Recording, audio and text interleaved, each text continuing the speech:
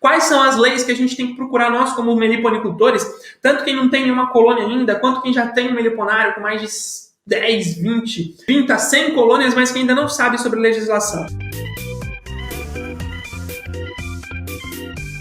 Existe uma hierarquia de leis. Gabriel, o que é uma hierarquia de leis? Meu Deus do céu, eu não entendo sobre isso. Fica tranquilo que eu vou explicar de uma forma simples. Na hierarquia de leis sobre a meliponicultura e também em outros quesitos sobre legislação, sempre as leis de âmbito nacional, as leis federais, que regem no Brasil todo, elas são as que não podem ser alteradas, elas não podem ser mudadas. Elas só podem ser complementadas. E como é que as leis federais são complementadas, Gabriel? Eu não entendi. Bom, algumas leis federais, elas são muito amplas, muito generalistas. Então, alguns estados que sentem necessidade de complementar essa lei, restringindo ela, adicionando algumas cláusulas, o estado pode emitir uma legislação estadual que complemente a lei federal, mas ele não pode ir contra essa lei federal. O estado pode complementar, não pode ir contra a lei federal. Então a gente entende que a lei federal, ela é a suprassumo das legislações sobre qualquer determinado tema, Ninguém pode mudar essa lei federal, nenhum estado, nenhum município, a não ser que o próprio governo mude essa lei federal,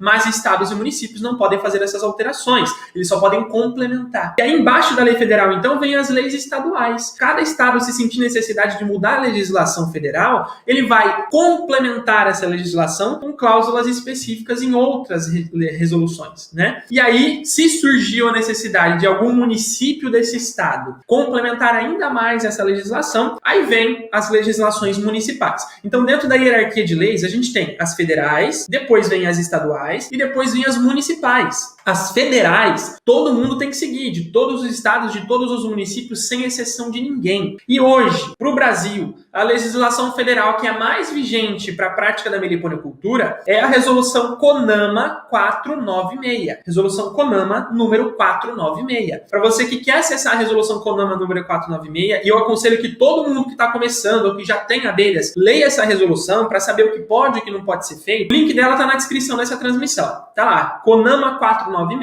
e tá o link da resolução no site oficial do governo, o site oficial da União, tá bom? Lá tem toda a resolução, que tem 3 páginas só, não é muito extensa, é muito simples de entender, tá bom? Lá tem tudo que os meliponicultores podem fazer, o que eles têm que se adequar, e depois disso vem as legislações estaduais e depois vem as legislações municipais.